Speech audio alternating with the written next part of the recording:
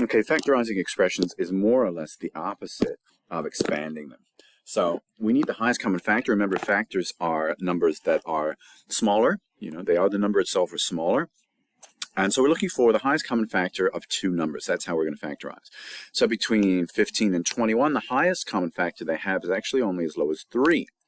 And if I worked out all the factors and laid them out, 1 and 15, there's no 2, 3, and 5. We do the same with 21. And that's our highest common factor. Between 10 and 20, one of the numbers itself is the highest common factor, 10.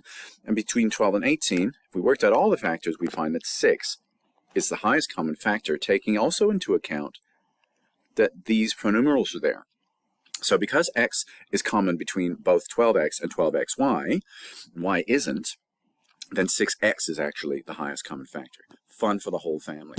So factorizing an expression, you have to find the highest common factor for a start, and that's going to end up outside the brackets, and then you divide each term by that factor and leaving that inside the brackets. So taking 10x and 15, you can probably see right now that the highest common factor we get between 10 and 15 is 5. We can't use x or y because they are not like terms. So we take that 5 and put it outside the brackets. Within the brackets, we actually do that operation. So what times 5 is going to equal 10? 2. And what times 5 is going to equal 10x is 2x. What times 5 is going to equal 15? 3. What times 5 is going to equal 15y is 3y. So then within the brackets, we have that. 5 times the sum of 2x plus 3y, and that's in brackets. So in order to check that, we go back, and as I said in the beginning, expand. So expanding is the opposite of factorizing. So if you expand that back out, multiply, and then you're back to how we started. So let's have a look at a couple. What are the highest common factors between 20 and 35? So let's actually work them out. For 20, we've got, of course, 1 and 20. I like to do it like this. 2, and what's 2 times 20? 10. 3 times 20 now. 4 times 5. Cool. And with 35, it's not going to be quite as many. I don't think there's 1. And then there's the number itself. And then back it up. Oh, gosh, we only have really 5 and 7. So the highest we can go as a common factor is 5. You know this. We've been here before, but here's slightly new territory. 18a and 24ab. Well, let's start with the numbers first. 18, the factors are 1 and itself. Is there a 2 in there? Yeah, 2 times 9'sville. Is there a 3 in there? There is. And 3 times 6. And the factors of 24 are, there's a few of those. 1 and the number itself. Give yourself a little bit of room. 2 times 12 makes 24. 3 times 8 makes 24, and 4 times 6. So we got a lot of factors to play with, but the highest amount, look at how sloppy I wrote that. The highest amongst them is 6. But that's not all.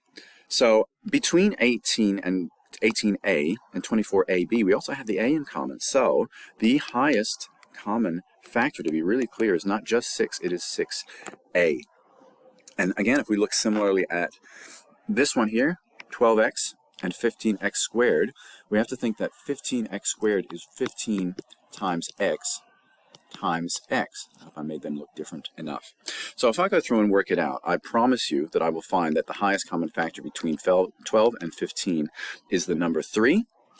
And between them, there's 1x here, and there's x times x here, but one of those x's don't count. So only 3x is the highest common factor between those two. Now let's actually get into factorizing. We have 6x plus 15. We got to work out first that our highest common factor is, in fact, between these two numbers, 3. Not the x, unfortunately. So we're going to take that result, and we're going to put 3 on the outside of the brackets. And I can tell you, how do I get from 3 to 6x? I'll have to multiply by 2.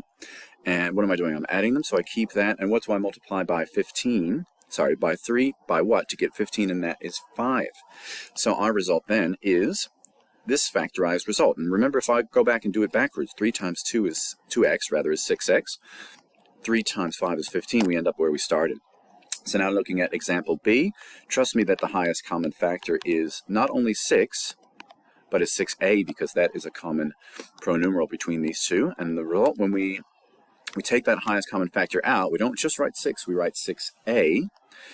And 6a, I don't need to write the a again, because the a is going to be multiplied again, because that's part of the common factor.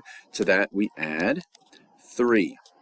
But the b hasn't been accounted for, so the b is going to be inside those brackets. So again, if I expanded this, I should come out with where we started. And this last one, 21x minus 14y, well, I can tell you between 21 and 14, the highest common factor is going to be 7.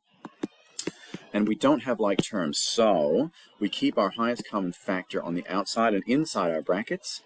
Let's see, 3 times that highest common factor will give me the 21 I started with, minus 2 times this numeral will give me 14. And there's work.